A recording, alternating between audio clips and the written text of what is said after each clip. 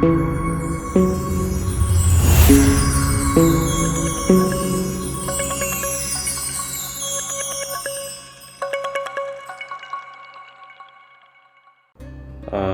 जिस हम टॉपिक के बारे में डिस्कस करेंगे वो सर्जरी है ब्रेस्ट इम्प्लांट की सर्जरी। बहुत पेशेंट्स हमारे पास ब्रेस्ट इम्प्लांट कराने आते हैं। इसमें एक इंटरेस्टिंग केस मैं आपको बताना चाहूँगा, जिसमें एक फ़ीमेल आई जो हमसे ब्रेस्ट इम्प्लांट कराना चाहती थी। वो क्लियर थी कि उन्होंने ब्रेस्ट इम्प्लांट ही कराना है, ब्रेस्ट फेट ग्राफ्टिंग की तरफ उनका झुकाव नहीं था, लेकिन एक तरह का कंसर्न था कि इससे कितना स्कार बनता है या कितनी सेफ़ है, या हम इम्प्लांट डाल देंगे तो कितना दर्द होगा, या इम्प्लांट से कोई प्रॉब्लम तो नहीं होगी।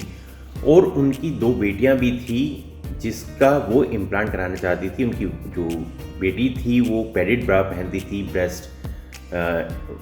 उनकी ब्रेस्ट छोटी थी साइज़ में, लेकिन उनको कराने से पहले मदर ने सोचा कि पहले मैं कुछ करा लेती हूँ। उनकी ब्रेस्ट का साइज़ मैं कहूँगा कि ऐसे छोटा नहीं था, लेकिन थोड़ा नीचे की ओर ढलक गई थी उम्र के साथ, ग्रेविटी के कारण, और ऊपर अपर पोल खाली हो गए थे। तो उन्होंने कहा कि पहले मैं ब्रेस्ट इम्प्लांट कराती हूँ, अगर मैं उससे खुश हुई तो मैं अपनी बेटियों का कराऊंगी। तो हमने ये सर्जरी अगस्त में की और हमने उनका ब्रेस्ट इम्प्लांट डाला।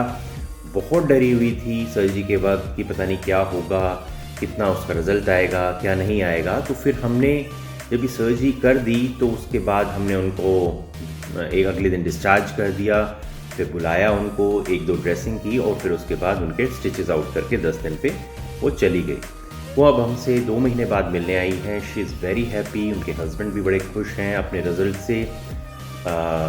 अट्रैक्टिवनेस बढ़ गई है। आमतौर पे फीमेल्स कराती है तो उन पे हर ड्रेस, कोई भी ड्रेस वो पहनती है, चाहे वेस्टर्न पहने कि साड़ी पहने, सूट पहने, सब जचने लगता है।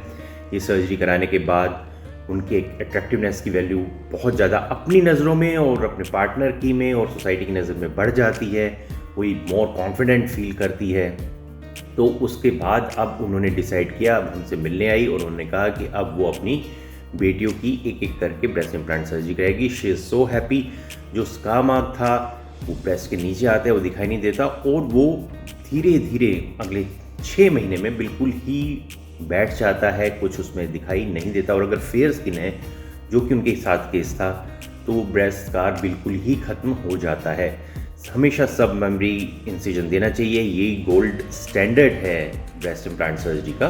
तो इस तरह से हमने उनकी सर्जरी की और इस तरह से वो हमसे सेटिस्फाइड हुई। तो यही आज का एक किस्सा था जो मैं आपको बताना चाहता हूँ। आमतौर पे मैं दोनों चैनल्स में इस तरह के कुछ पेशेंट्स का एक्सपीरियंस शेयर करता हूँ, जिसके तरह के आपको भी जिस तरह की प्रॉब्लम होती है वो इन्हीं किस्सों में आपको मिल जाएगा उनका आंसर। अगर आपको अच्छा लगा तो आप हमसे कांटेक्ट कीजिए, शेयर कीजिए, हमारे वीडियो को लाइक कीजिए और सब्सक्राइब कीजिए। Thank you.